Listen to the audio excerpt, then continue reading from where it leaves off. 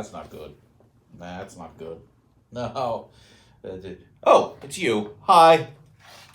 So my son and I were talking, and he said it would be interesting, or maybe not, if I make some educational videos about sort of an automotive history or van history and that kind of thing as it relates to the ProMaster. It's a good idea. He's decided we should call it Kip U. I think that's what he was saying, Kip U. So we're going to make a short video, and I don't know, some people like this crap, but that's your fault. You don't have to watch. You can skip if you don't want to watch. All right, let's get down to the learnings. Now, turn your head and cough. You have a question? Yes, sir. I'm not really understanding what a decoupler pulley is. Oh, yeah? What are you wearing? Oh, I gotta go. Well, hello, everybody. Welcome to the first Kip U.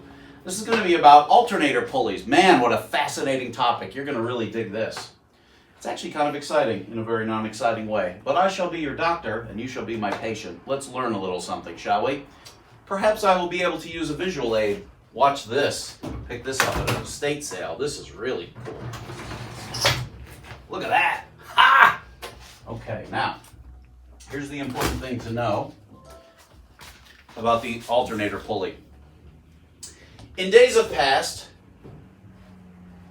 all the pulleys were they had a belt and that was it, and they spun. And what happens is when the engine slows down, there's still inertia on the belt path and it wants to keep going. So you get into the situation where the engine wants to decelerate, but the belt path that all this stuff is on continues to want to go at the same speed due to one of Fig Newton's laws of motion. What the innovation of the decoupling pulley is that it allows the belt path to go in one direction or to decouple and slow down naturally, so it doesn't have to always be 100% mated to engine speed.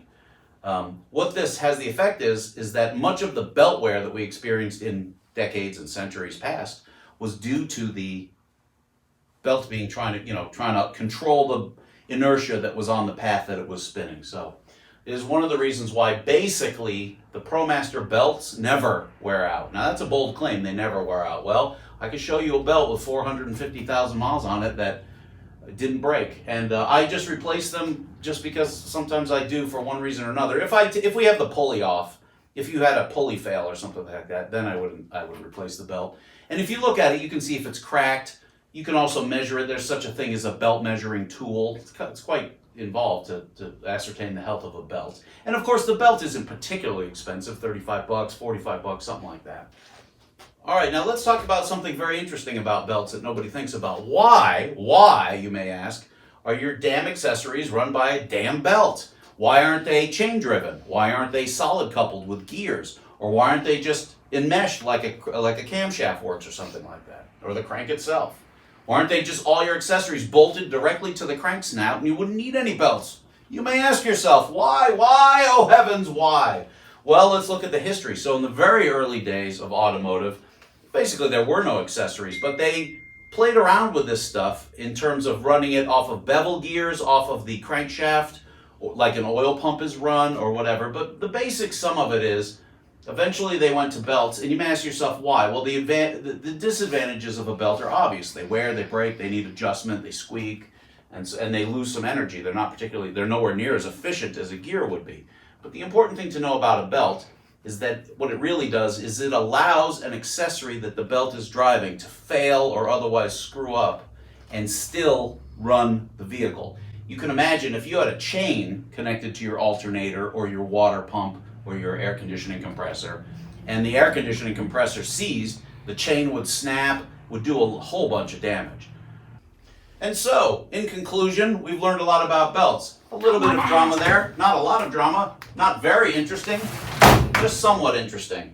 But there's a whole microcosm of fascinating physical things going on under your hood that you may want to know about. Or you may just have wasted many minutes watching this ridiculous video. And that has been Kip U.